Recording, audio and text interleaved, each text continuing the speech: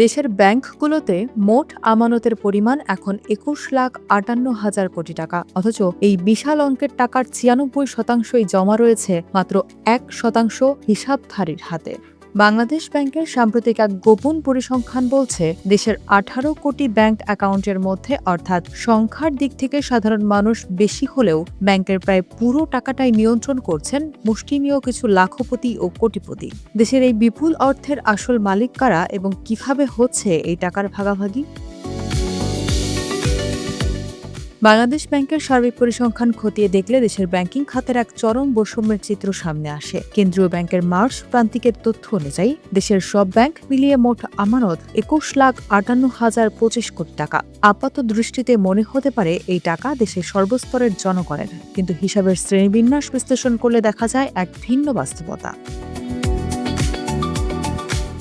মোট ১৮,২৬,১২,০১৫টি ব্যাংক হিসাবের মধ্যে ১ কোটি থেকে ৫০ কোটি টাকার বেশি জমা থাকা কোটিপতি হিসাবের সংখ্যা মাত্র ১,৩৬,৪৮৫টি। শতকরা হিসেবে যা মোট অ্যাকাউন্টের ১%-এরও কম। অথচ এই মুষ্টিমেয় হিসাবগুলোতেই জমা আছে ৮,৫৯,১৬২ কোটি টাকা, যা মোট আমানতের প্রায় ৪০%।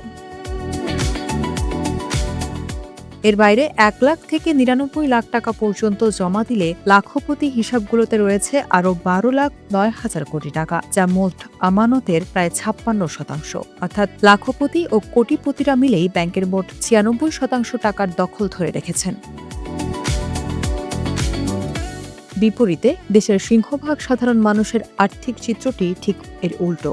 ১ টাকা থেকে শুরু করে ৯৯,০০০ টাকা পর্যন্ত জমা থাকা হিসেবের সংখ্যা ১৬,৩৩,০০,০০০-এর বেশি। শতকরা হিসেবে দেশের মোট ব্যাংক অ্যাকাউন্টের প্রায় ৯০%ই সাধারণ মানুষের এই হাজার টাকার হিসাব। কিন্তু এই ১৬ কোটি অ্যাকাউন্টের সব টাকা এক করলেও তার পরিমাণ দাঁড়ায় মাত্র ৮৯,৪৭১ কোটি টাকা, যা মোট আমানতের মাত্র ৪%। বিশেষ করে ৫,০০০ টাকা পর্যন্ত জমা থাকা হিসেবের সংখ্যাই সবচেয়ে বেশি, প্রায় ১৩,৭৭,০০,০০০। কিন্তু এই বিপুল সংখ্যক অ্যাকাউন্টে মোট জমা মাত্র ৭,৩৯৮ কোটি টাকা। অনুসন্ধানে দেখা যায়, এই কোটিপতি হিসেবগুলোর একটি বড় অংশই একক কোনো ব্যক্তির নয়। অর্থনীতিবিদ ও ব্যাংক খাত সংশ্লিষ্টদের মতে এর মধ্যে রয়েছে সরকারি বড় বড় প্রতিষ্ঠান, বিভিন্ন মন্ত্রণালয়, উন্নয়ন প্রকল্প এবং দেশের বড় বড় বেসরকারি কোম্পানি ও কর্পোরেট হাউসের অ্যাকাউন্ট। সরকারি ও বেসরকারি খাতের প্রাতিষ্ঠানিক লেনদেনের আকার বড় হওয়ায় এসব অ্যাকাউন্টে শত শত কোটি টাকা জমা থাকা স্বাভাবিক। আবার ব্যক্তি পর্যায়েও যারা ধনী, তারা অনেক সময় নিজের নামে টাকা না রেখে কোম্পানির নামে ব্যাংকে লেনদেন করেন। ফলে পরিসংখ্যানের এই কোটিপতিদের তালিকায় ব্যক্তির চেয়ে প্রাতিষ্ঠানিক টাকার পরিমাণই বেশি দেখা যায়। তবে উদ্বেগের বিষয় হলো, ব্যাংক খাতে নতুন করে যে আমানত আসছে তার একটি বড় অংশই চলে যাচ্ছে এই কোটিপতিদের স্তরে। ৩ মাসের ব্যবধানে ব্যাংক খাতে মোট আমানত বেড়েছে ৫৭,৪৯১ কোটি টাকা, যার প্রায় অর্ধেকই অর্থাৎ ২২,৭৯২ কোটি টাকা যুক্ত হয়েছে কোটিপতিদের হিসেবে। এর মধ্যে সবচেয়ে বেশি প্রবৃদ্ধি দেখা গেছে ৫০ কোটি টাকার বেশি জমা রয়েছে এমন স্তরে। এই ৩ মাসে ৫০ কোটি টাকার বেশি জমা থাকা হিসেবের সংখ্যা ১,৯৯৭টি থেকে বেড়ে হয়েছে ২,০৭৪টি। আর এসব হিসেবে জমা অর্থ এক লাফে ২৪,৯৮৭ কোটি টাকা বেড়েছে। অর্থাৎ প্রতিটি হিসেবে গড়ে জমা রয়েছে প্রায় ১৪৮ কোটি টাকা, যা মূলত শত কোটিপতিদের হিসাব।